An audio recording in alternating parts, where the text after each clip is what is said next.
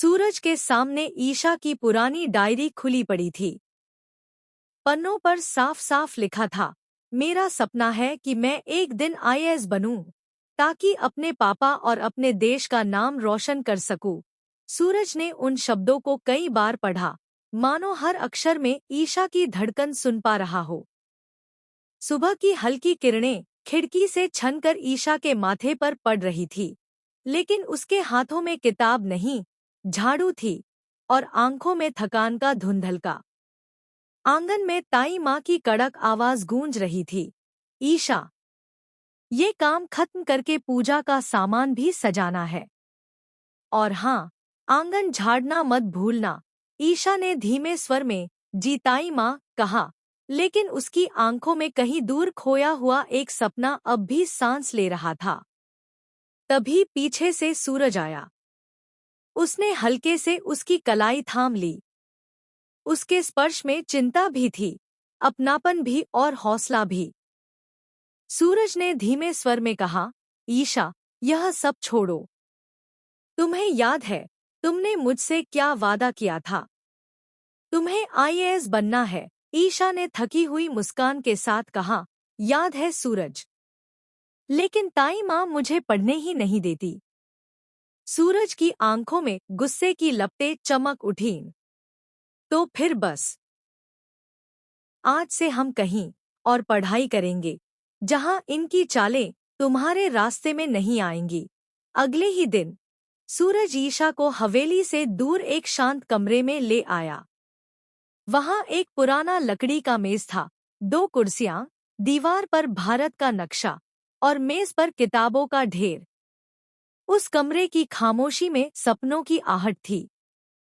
सुबह की चाय की महक, नोट्स के पन्नों की सरसराहट और उनके बीच सवाल जवाब का सिलसिला। मानो एक नई दुनिया बस गई थी। कभी करंट अफेयर्स पर चर्चा होती, कभी मॉक टेस्ट चलता। ईशा हंसकर कह देती, सूरज, लगता है तुम भी आईएएस बन जाओगे। और सूरज मुस्कुरा कर कहता, क्यों नहीं?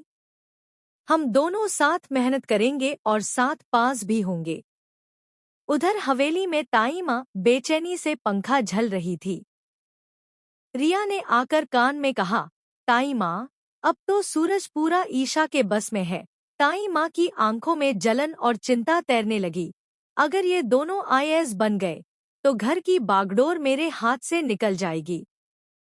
इसके बाद ताई माँ और रिया ने मिलकर कई बार रुकावटें डालने की कोशिश की।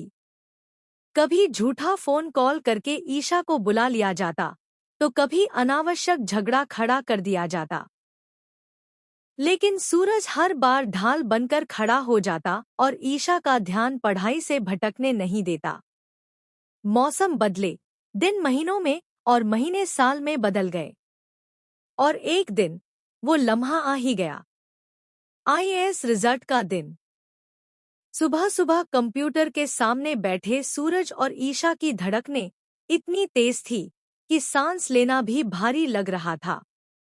ईशा के हाथ कांप रहे थे।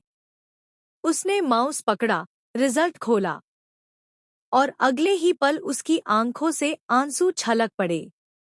सूरज, मैं पास हो गई, मैं आईएएस बन गई। सूरज ने तुरंत अपना रोल नंबर खोजा और खुशी से चिल्लाया, ईशा, मैं भी पास हो गया। दोनों खुशी से एक दूसरे के गले लग गए। ईशा की आंखों से खुशी के आंसू रुक नहीं रहे थे और सूरज के चेहरे पर गर्व का तेज था। तभी दरवाजे से सूरज के पापा अंदर आए।